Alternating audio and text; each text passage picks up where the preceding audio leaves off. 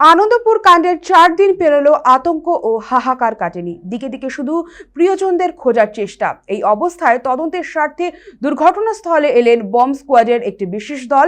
বর্তমানে সেই ভয়াবহ অগ্নিকাণ্ডে মৃতের সংখ্যা বেড়ে দাঁড়িয়েছে 21 জনে। পুলিশের খাতায় এখনো পর্যন্ত নিখোঁজ 28 জন। সময় যত গড়াচ্ছে ততই নিখোঁজদের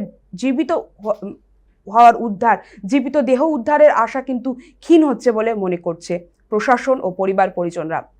এই মুহূর্তে আমাদের সাথে ফোন লাইনে রয়েছেন আমাদের প্রতিনিধি সৌভিক সান্যাল। সৌভিক, কি জানতে পারছো?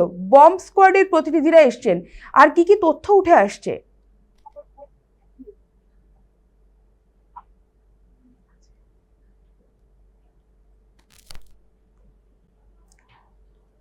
সৌভিক, তুমি কি শুনতে পাচ্ছ?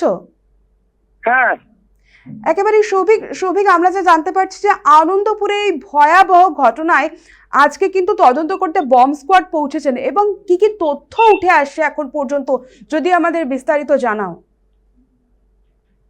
যেন তোমায় জানিয়ে রাখি যে বোম স্কোয়াড নাকি ঘটনাস্থলে পৌঁছেছেন। কারণ আমরা জানি যেভাবে কিন্তু আগুন ছড়িয়ে পড়েছিল এবং বড় বড় বিস্ফোরণের বা শব্দ শোনা ছিল, সেই জন্য কিন্তু প্রথমে ফরেন্সিক এলো, তারা পরবর্তী সময় বোম স্কোয়াডকে ডেকে পাঠানো বলার কথা বলে এবং সেই মধ্যে কিন্তু বোম স্কোয়াডের টিম আসে যায় এবং সেখানে পুরো যে জায়গায় কিন্তু যারা খুঁটিয়ে দেখে এবং সেখানে পাশাপাশি আগামীকাল সেখানে আরো টিম যাবে বলেই মনে করা হচ্ছে। এবং তোমায় জানিয়ে রাখি যে বোম স্কোয়াডের টিম তারা পরিদর্শন করেছেন এবং তারা আজকে সেই রিপোর্ট কিন্তু জমা দেবে। একেবারে সৌভিক, ধন্যবাদ আমাদের সঙ্গে থাকার জন্য। আমরা এখন পর্যন্ত যা জানতে পারছি যে কি কারণে এত বড় দুর্ঘটনা ঘটলো তা কিন্তু খতিয়ে দেখা হচ্ছে। আনন্দপুরে গিয়েছেন কিন্তু বম্ব স্কোয়াড, তারা তদন্ত চালাচ্ছেন। বিভিন্ন জায়গায়